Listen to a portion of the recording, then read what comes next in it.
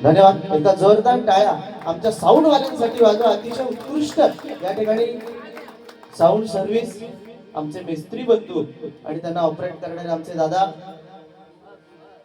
सूरज दादा कुंभार. काय कार्यक्रमाला थोडासा उशीर झालाय पण हरकत नाही.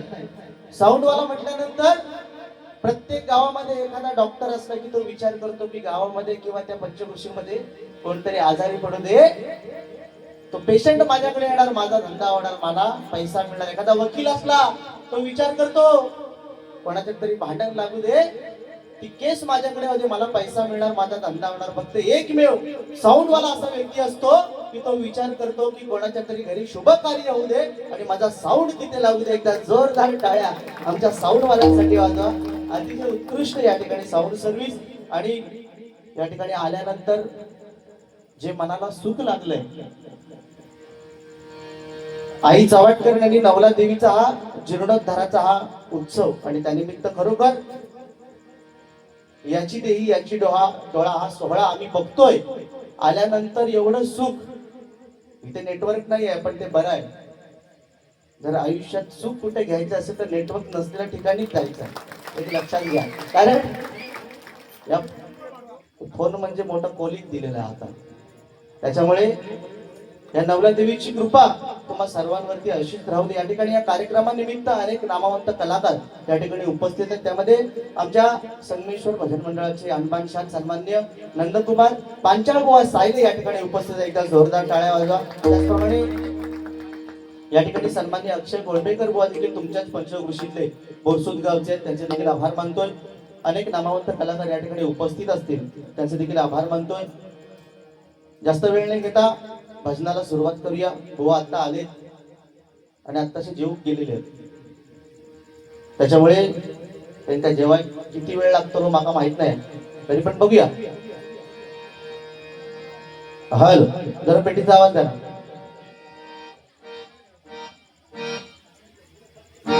त्याचप्रमाणे या ठिकाणी हा जो युट्यूबच्या मार्फत आमची भजनं आज अखंड जगाला दाखवण्याचं काम जे करतात ते युट्यूबर्स आणि सन्माननीय बुवा आमचे मार्गदर्शक निलेशजी कामेरकर या ठिकाणी उपस्थित. एकदा जोरदार टाळ्या आमच्या बुवांसाठी वाजवा.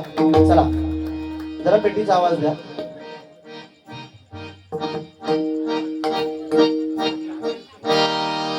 थोडा कमी, थोडी शांत बस.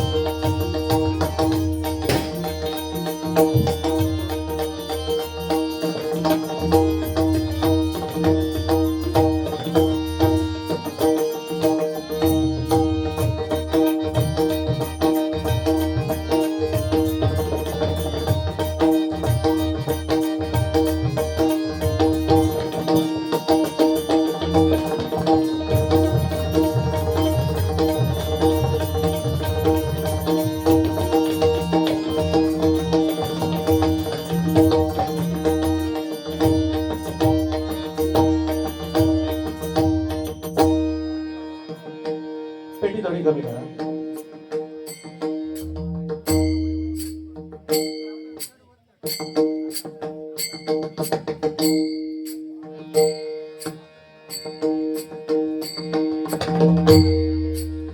सुस्वागतम आणि धन्यवाद.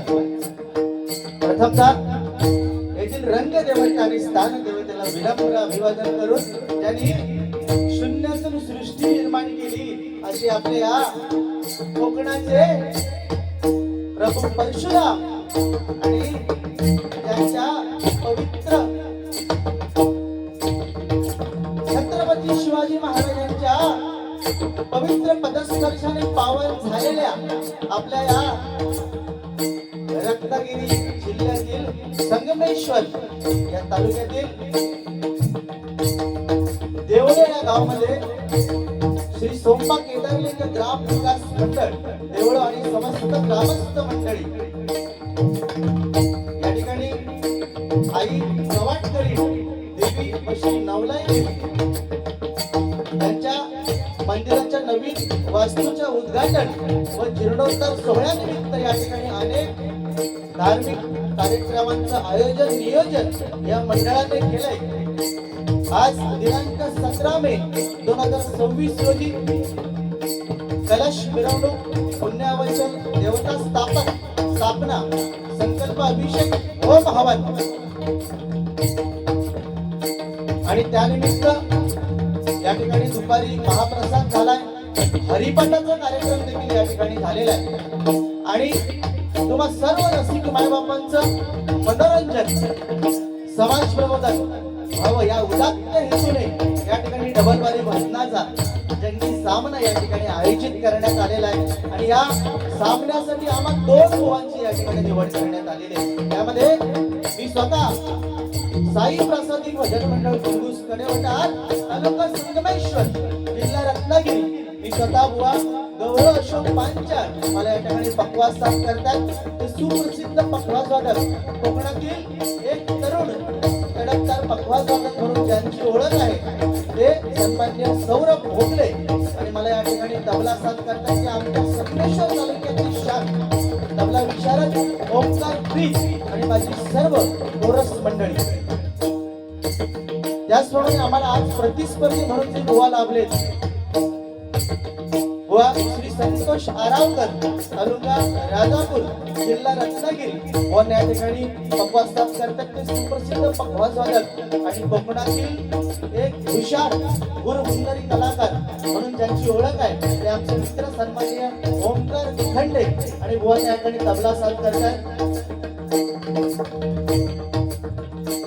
आमच्या संगमेश्वरचे सन्माननीय सुयश कोळंबेकर आणि बुवांची सर्व कोरस मंडळी बुवांच्या मंडळामध्ये चक्की वाजवण्यासाठी जे आले ते आमचे मित्र कार्तिक त्यांचे देखील आभार मानतोय. आम्हा 2 बुवांनी या ठिकाणी भजनाच्या माध्यमातून परमेश्वराची सेवा करण्याची सुसंधी या सोमपा केदारलिंग ग्राम विकास मंडळ देवळे व समस्त ग्रामस्थ मंडळी व महिला मंडळाने दिले. त्याबद्दल या मंडळातील अध्यक्ष उपाध्यक्ष सचिव खजिनदार या मंडळाचे सर्व पदाधिकारी ग्रामस्थ यांचा अत्यंत आभारी आहे. आता कोकण म्हटल्यानंतर आपल्या कोकणात अनेक कला जपल्या जातात. त्यामध्ये भजन नमन शक्तितुरा दशावतार अशा अनेक कला जपल्या जातात. त्या कलेतून आलेल्या सर्व कलाकारांच्या चरणाशी नतमस्तक होऊन या ठिकाणी जमलेले तमाम रसिक मायबाप यांचे आशीर्वाद पाठीशी घेऊन विद्येची देवता सरस्वती मातेला वंदन करून माझी ग्रामदेवता आई तुमच्या नतमस्तक होऊन या गावचं ग्रामदेवता श्री सवाटकरी श्री नवलाई देवीच्या चरणाशी नतमस्तक होतोय. त्यांच्या चरणाची नतमस्तक होऊन संपूर्ण जगताचा आराध्य दैवत गणपती गजाननाला वंदन करतोय. सत्याचा वाली श्री सत्यनारायणला पाठीशी घेऊन विद्येची देवता सरस्वती मातेला वंदन करतोय.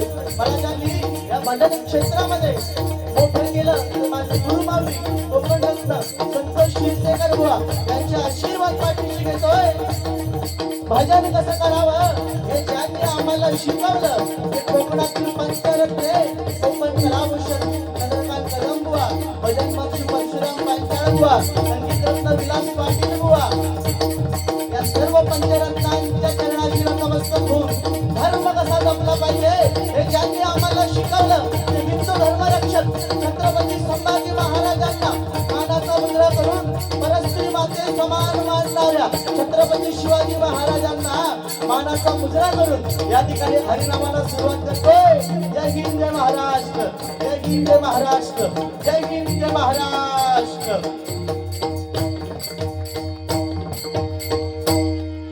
धन्यवाद मंडळी. आम्हा दोन बुवांना फक्त तुमच्या चेहऱ्यावरचं हसणं आणि तुमची टाळी, कलाकाराला टॉनिक काय असतं तर टाळी, त्याच्यामुळे टाळीमध्ये कंजूसी करू नका. एक वेळ पैसे नाही दिलास तरी चालत, पण टाळी मात्र वाजवा. कारण एखादा कलाकार जेव्हा येणार, कारण आपण ही टाळी वाजवतोय ही ब्रह्मानंदी टाळी आहे. धन्यवाद. ही ब्रह्मानंदी टाळी आहे. आपण एक विचार केला, या ठिकाणी महिला वर्ग भरपूर आहे. हॅलो, या ठिकाणी महिला वर्ग देखील भरपूर आणि बरोबर आहे, कारण आता त्यांना 50% आरक्षण आहे, त्याच्यामुळे महिलांची संख्या जरा जास्त, म्हणजे आता 50% पेक्षा जास्त महिलाच दिसतात माका इकडे. पण खरोखर अतिशय उत्कृष्ट असा नियोजित कार्यक्रम. ही टाळी म्हणजे नेमकं काय, आपण एक विचार केला तर आपल्या हाताला बोट आहेत 5, एका बोटाला पेर आहेत 3, 3, 6, 9, 12 आणि 2, 14. अशी 14 आणि 14 एकत्र केली की 28 होतात. आणि 28 युग भगवंत ज्या विटेवरती उभा आहे त्याच्या चरणाशी ही टाळी पोचते. ती 28 युगाची टाळी आहे, म्हणून एकदा जोरदार टाळ्या तुम्ही वाजवा. आज अतिशय उत्कृष्ट बुवा आमच्या जोडीला आहेत, आमच्या रत्नागिरीचेच आहेत. संगमेश्वरात बऱ्याच वेळा त्यांनी भजनं केलेली आहेत. आज बऱ्याच दिवसानंतर आम्ही आमने सामने येतोय. तब्येत भारी सुधारला असा, पण पूर्वी अगदी मी पण बरं झालंय नाही लग्न झाल्यावर, हरकत नाही. ज्या कामासाठी आम्हाला बोलवलंय ते भगवंताचं नामस्मरण आणि 100% मनोरंजन आम्ही दोन्ही बुवा करण्याचा प्रयत्न करणार, परंतु या स्थानाला पावित्र्य, या स्थानाचं पावित्र्य राखूनच. कारण मंडळी एक लक्षात घ्या, एखादा साप आपल्याला रस्त्यात दिसला तर आपण त्याला काठीने मारतो, पण तोच साप जर आपल्याला मंदिरात दिसला तर आपण त्याला नमस्कार करतो. याचा अर्थ काय की स्थानाला महत्व आहे. हे पवित्र असं हे चव्हाटकरण आणि नवला देवीचं स्थान आहे, त्याच्यामुळे या स्थानावरती बोलून बसून आम्ही काहीतरीच बोलण्यापेक्षा आज काहीतरी चांगलं समाज प्रबोधन करण्याची ही वेळ आहे. आणि माझ्या संगमेश्वर तालुक्यामध्ये एवढा मोठा भव्य दिव्य असा कार्यक्रम मी पहिल्यांदाच बघितला. एकदा जोरदार टाळ्या ह्या मंडळासाठी वाजवा. अतिशय उत्कृष्ट नियोजन त्याला म्हणतात ते हे असं, कारण 11 वाजून गेले, डबल बारी 10ची होती. आम्ही सुद्धा 10 वाजताच आलो. माका वाटलं बुवा सकाळपर्यंत येतच नाही ती काय, कारण रस्त्याचीच परिस्थिती ती या बुवा. म्हणजे तुम्हाला रागान मी बोलत नाही, कारण आम्ही स्वतः संगमेश्वरात त्यातून आमका येऊ 10 वाजले, त्याच्यामुळे माका आधी भीती वाटली बुवा सकाळपर्यंत येतात की नाही. त्यामुळे म्हटलं आपण सुरूच करूया. तेवढ्यात कोणतरी बोललं बुवा इलेले आहेत, जरा 5 मिनिटं थांबा. म्हटलं हरकत नाही. पण खरोखर अतिशय उत्कृष्ट नियोजन आणि देऊळ बघितल्यानंतर कोणाचे डोळे दिपवले जातील असं हे मंदिर आहे. चला, ज्या कामासाठी बोलवलं ते भगवंताचं नामस्मरण करूया. हळूहळू नक्कीच भजन रूपावलीपर्यंत मी वारी करेन, नंतर बुवांकडे देणार. 100% बुवांना वाईट किंवा वावगं असेल असं अजिबात बोलणार नाही, पण 100% तुमचं मनोरंजन मात्र नक्की करणार. बुवांच्या मंडळीमध्ये आमचे सामान्य बोरसुटकर मंडळी देखील आहेत, त्यांचे देखील आभार मानतोय. जरा पेटी मला मॉनिटरला द्या.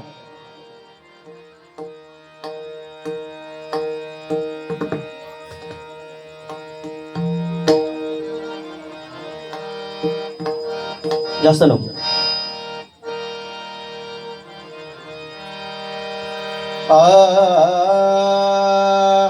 या ठिकाणी आमचे मित्र सन्माननीय पंचायत देखील या ठिकाणी उपस्थित आहेत, त्यांचे देखील आभार मानतोय.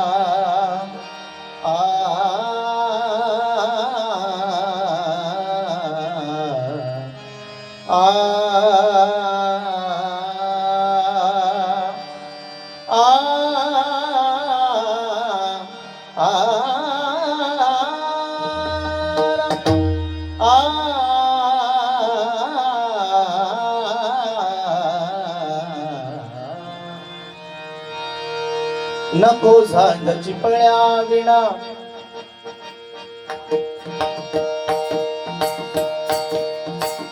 नको झांज चिपळ्या विणा नको भिन्न राग नको झांज चिपळ्या विणा नको भिन्न राग झोपेतही विवेकाला झोपेतही विवेकाला येते आहे जागे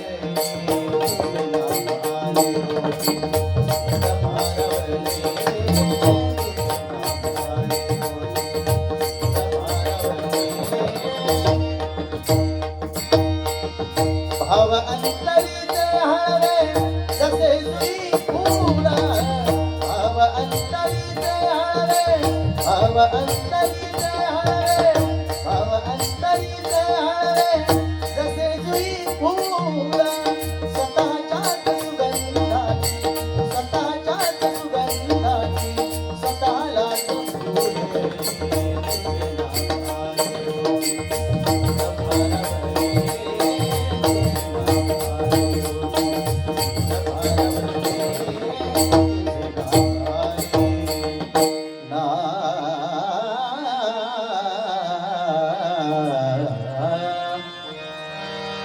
कर्पूर गौरम करुणावतारम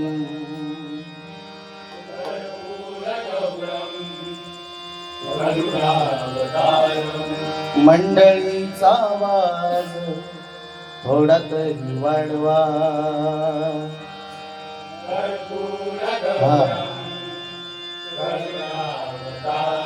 संसार सारम भुजगेंद्रहारं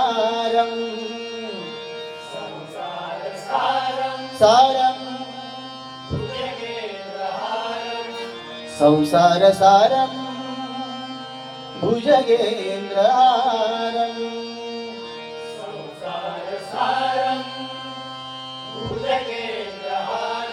सदा वसन्तं हृदयारविन्दे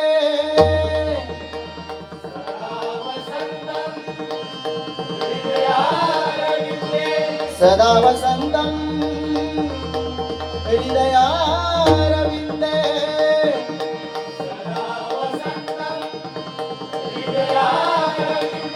भवं भवानी सहितं नमामि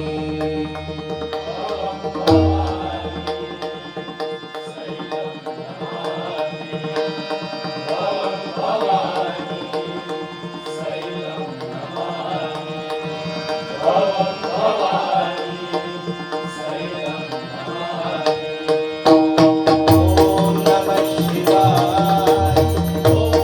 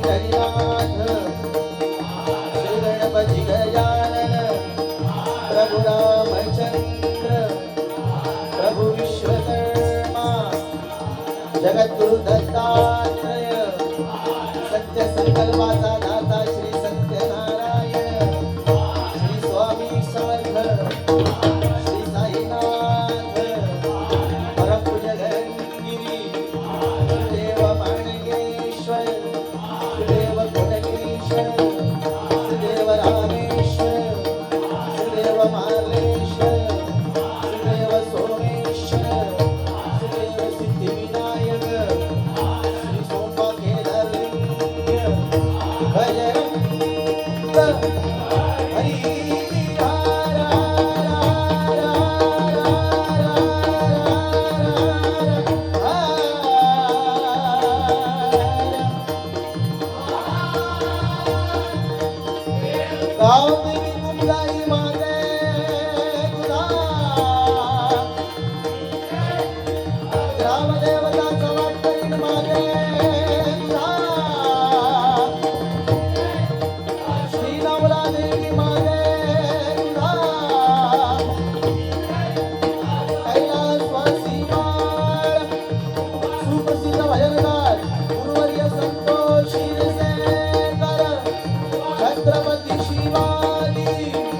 छत्रपती संभाजी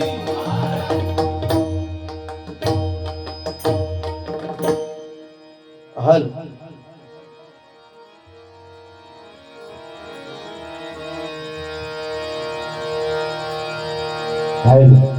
या ठिकाणी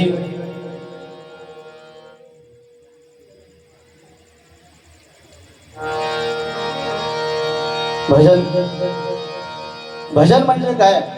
आमच्या या पट्ट्यामध्ये पहिल्यांदाच गो डबलबारी आहे आणि आज मिळालेल्या संधीचं सोनं आपल्याला कसं करता येईल त्याच्याकडे आपण लक्ष देऊया. कारण सध्याची मंडळी तुम्हाला डबलबारीची परिस्थिती सांगतोय.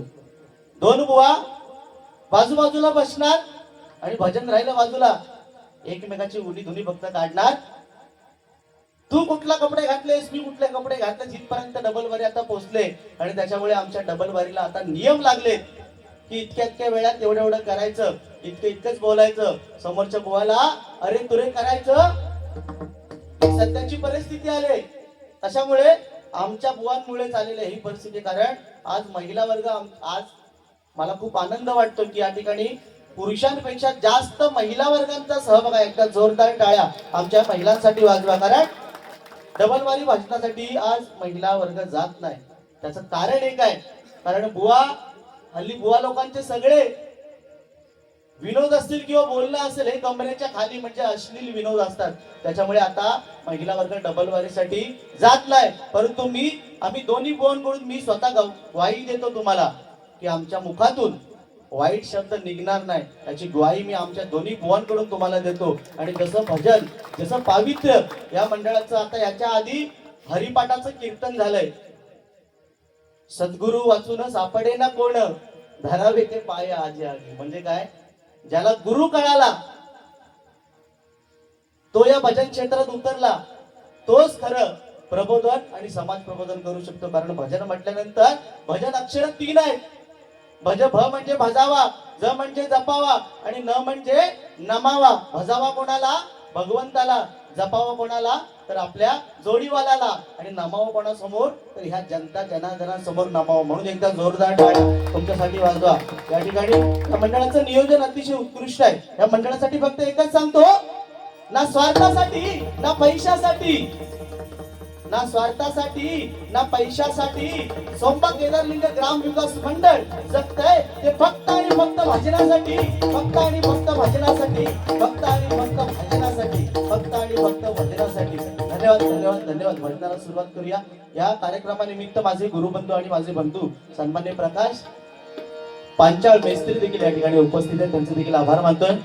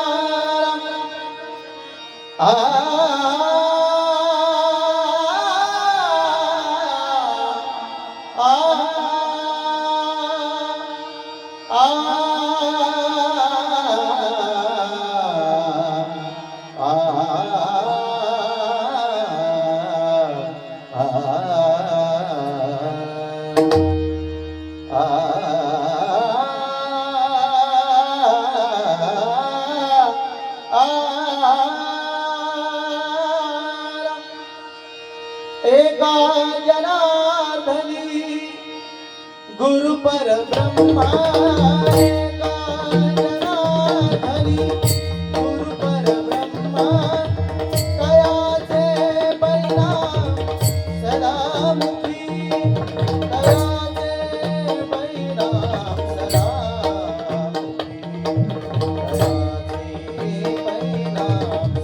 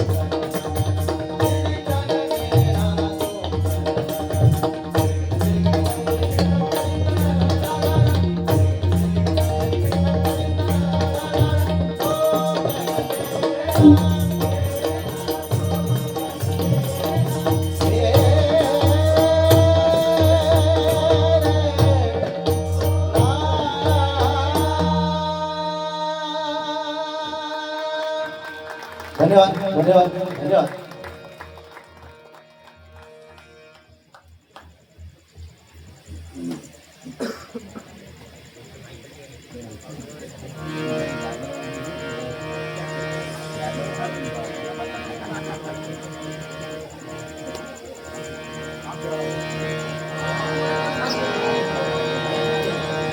हल हल हल या ठिकाणी रूपाचा अभंग घेऊया. जेवढा कमी वेळात भजन सादर करतात तेवढा आम्ही प्रयत्न दोन्ही बुवा करणार आहेत. वेळेचं भान दोन्ही बुवांनी सुद्धा राखायचं आहे. रूपाचा अभंग म्हणजे ज्याच्यात भगवंताचं रूप दिसलं पाहिजे. गेली 28 युग भगवंत ज्या विटेवरती उभा आहे, आता तो पांडुरंग कोणामुळे उभा आहे तर अख्ख्या जगाचा मालक कोण आहे तर पांडुरंग. ज्यावेळी भक्त पुंडलिकाला भेटायला आला त्यावेळी पुंडलिक काय करत होता? आपल्या आई वडिलांची सेवा करत होता. अख्ख्या जगाचा मालक त्याला भेटायला आलाय त्या पुंडलिकाला, तेव्हा तो पुंडलिक काय सांगतोय की जोपर्यंत माझ्या आई वडिलांची सेवा पूर्ण होत नाही तोपर्यंत मी तुझं दर्शन घेणार नाही. समोर असलेली वीट भिरकावली, फेकली आणि त्या पांडुरंगाला सांगितलं की या विटेवर तू जा उभा राहा. आणि गेली 28 युग भगवंत पांडुरंग त्या विटेवरती उभा आहे. याचा अर्थ आपल्या या कलियुगात पांडुरंगाकडून काय घ्यायचं आहे? या कलियुगात आपल्याला पांडुरंगाकडून काय घ्यायचं आहे की पांडुरंग आपल्याला सांगतोय, तो पुंडलिक आपल्याला सांगतोय. त्या पुंडलिकाने काय केलंय? आई वडिलांची सेवा केली आणि मग विठ्ठलाचं दर्शन घेतलं. म्हणजे त्या पुंडलिकाकडून आपल्याला काय घ्यायचंय की देवापेक्षा जर श्रेष्ठ ह्या जगात कोण असेल तर आपल्या आई वडिलात. एकदा जोरदार टाळ्या आपल्या आई वडिलांसाठी वाजवा. नाही तर सध्या आई वडिलांना वृद्धाश्रमात टाकणारे बरेच आहेत. हे कलियुग आहे आणि ह्या कलियुगात कलीचा अवतार कसा आहे मंडळी लक्षात घ्या. कली हा संपूर्ण नग्न आहे. कली संपूर्ण नग्न आहे. त्याने काय केलंय? आपल्या एका हातामध्ये आपली जीभ पकडले आणि एका हातामध्ये आपलं लिंग पकडलंय. म्हणजे कली आपल्याला काय सांगतोय की ह्या कलियुगात आपल्याला तरायचं आहे तर आपल्या जिभेवरती आणि आपल्या लिंगावरती ताबा असणं खूप गरजेचं आहे. त्याच्यामुळे बुवा लोकांना देखील ह्या गोष्टी समजल्या पाहिजेत की ह्या कलियुगात आपल्याला तरायचं तर आपल्या जिभेवरती. आपण किती बोललं पाहिजे मंडळी लक्षात घ्या. आपण जेव्हा जन्माला येतो तेव्हा आपल्याला बोलायला शिकायला 1.5 ते 2 वर्ष जातात. पण काय बोललं पाहिजे हे शिकण्यासाठी आपलं संपूर्ण आयुष्य निघून जातं. म्हणून या कलियुगात आपण जगणार किती आहोत? 40 ते 50 वर्ष. जर आपल्या शेजाऱ्यांनी किंवा आपल्या समाजाने जर आपल्याला चांगलं म्हटलं ना या 40-50 वर्षात तर आपण या जगण्याचा काही उपयोग नाही आपल्याचा. एवढंच फक्त सांगेन. बाकी महिला वर्ग भरपूर आहे. महिला वर्गासाठी सध्या चांगले दिवस येलेले होते. सध्या महिलांना 1500 रुपयाचा हप्तो मिळतात. आता मिळता की नाही मला माहित ना, बंद झालो. आता या रस्त्यात निधीसाठी पैसे घातलेलो म्हणून तुमचं 1500 रुपये बंद झालेले. बाकी काय नाही. आता तुमका 1500 रुपये मिळतात. एवढी चांगली स्कीम सरकारने काढलेली. आता त्या दिवशी मी मुंबईला असतो तर मुंबईच्या आमच्या सगळ्या त्या आजूबाजूच्या बायकांनी 1500 रुपये मिळाले. 1500 रुपये इले खात्यात. ते सगळे आधी मिळून चायनीज खाऊन जाते. चायनीजची पार्टी. अहो साधा एक विचार करा ना तुम्ही. सगळ्या स्कीम आता एसटी मध्ये इथून संगमेश्वरात जायचं आहे तरी पण तुमका हाफ तिकीट. पुरुषांका काय ना आम्ही मे लवकर मान आमका काय नाही. साधा एक विचार करा. टीव्हीचा जरी तुम्ही विचार केलास, टीव्ही बघतास ना सगळे, टीव्हीचा जरी विचार केलास तरी टीव्हीवर येणारा ऍडव्हर्टाईज पण तुमच्यासाठीच आहेत. काय? फेअर अँड लवलीला गाव खूबसूरती पाव, संतूरला गाव खूबसूरती पाव. आणि आपल्या पुरुषांसाठी काय माहिती आहे? इशगाडला गाव खुजली बघाव. ही आपली सध्याची सत्य परिस्थिती आहे. पण महिलांसाठी खरोखर चांगले दिवस आलेले आहेत. 1500 रुपये मिळतात.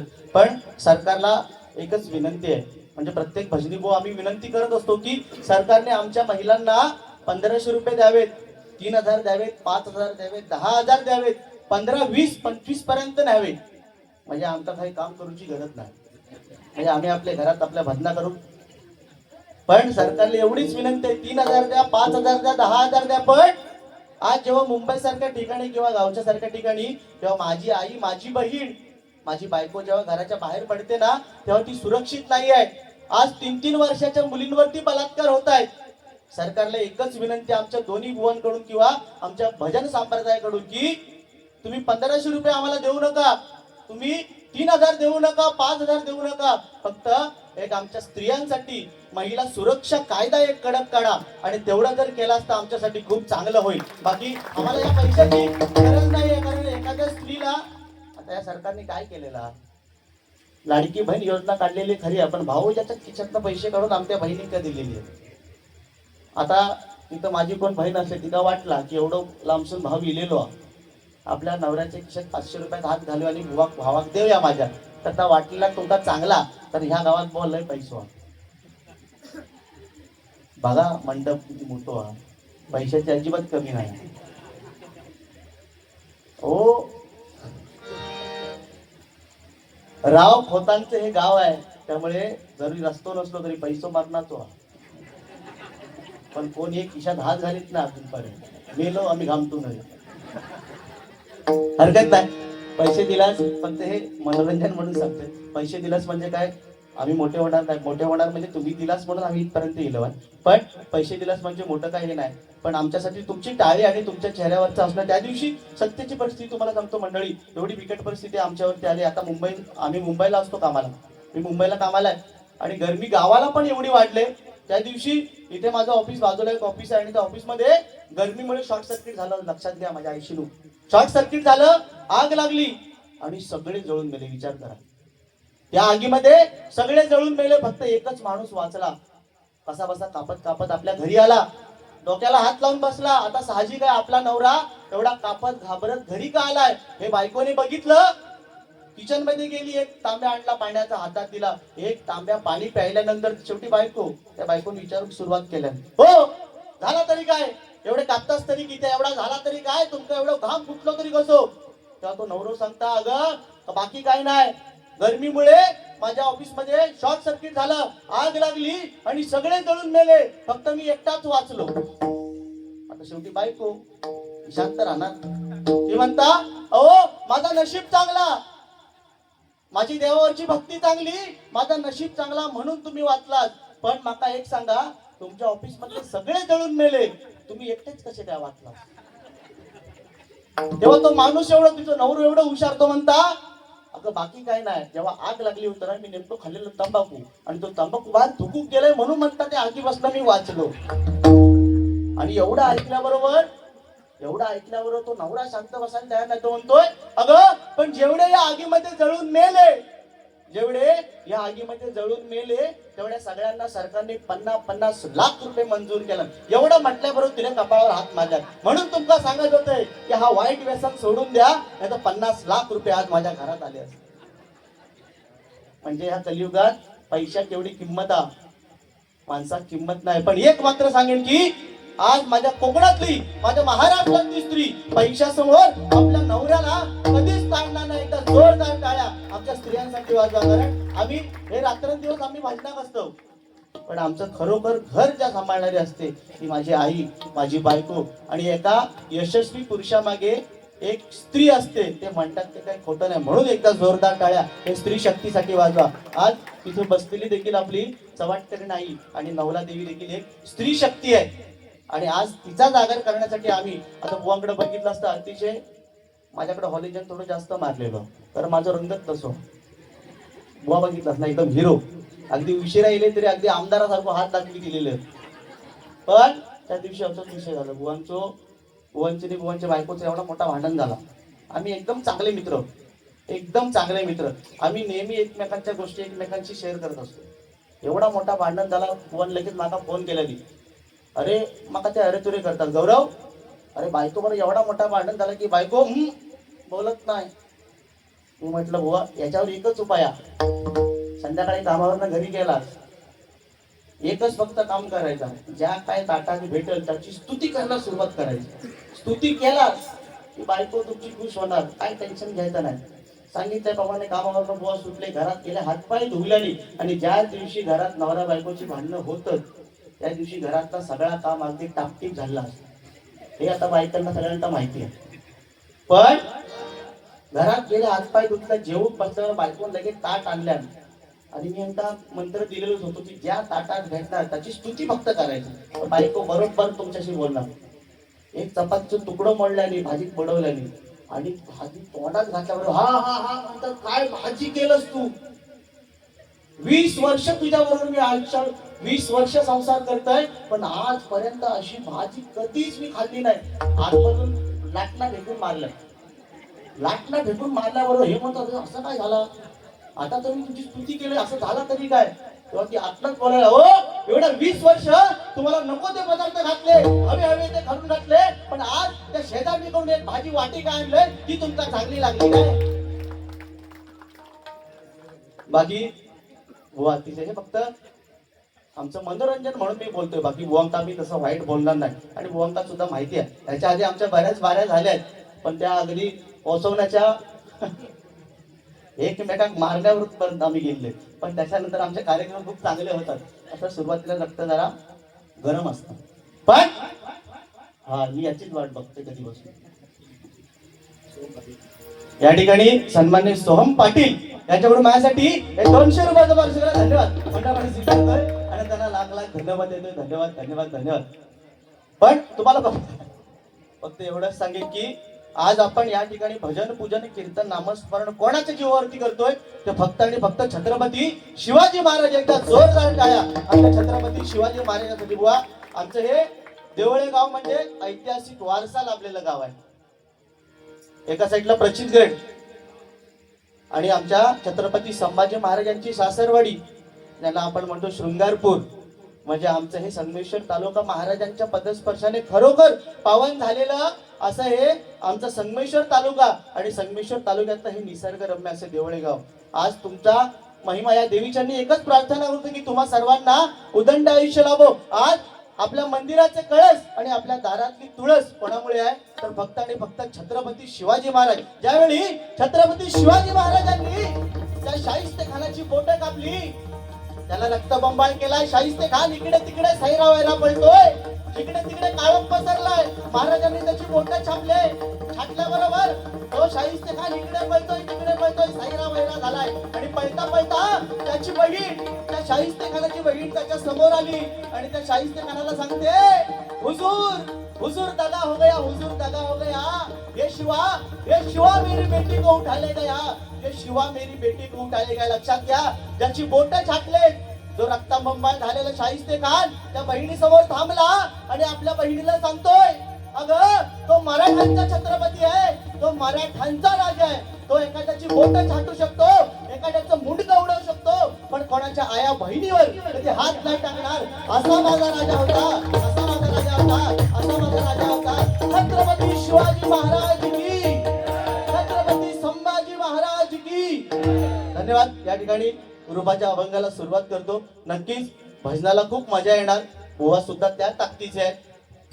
माझ्याकडे गजर नंतर येणार. त्या ठिकाणी रूपाचा अभंग घेऊया.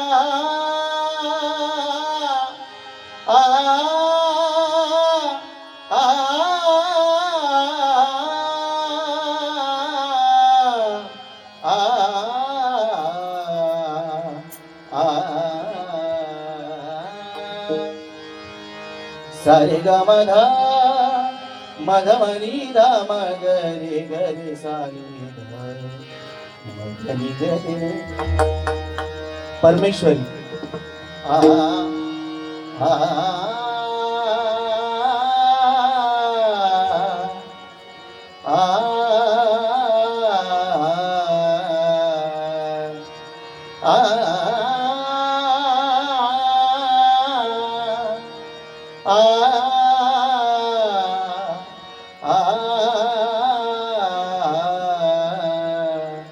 एका स्वराने रागात बदलतो, हा सालक वराळी. सारे गा मा पा धा नी रे सा, अहिर भैरव. आपण गातोय परमेश्वरी. आ मदनी ग हे ना.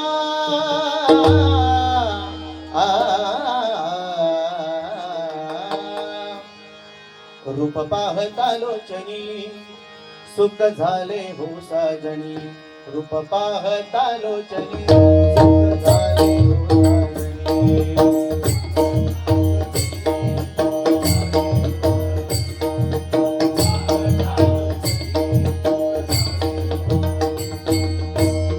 तो हा विठ्ठल बलवान, तो हा विठ्ठल बलवान.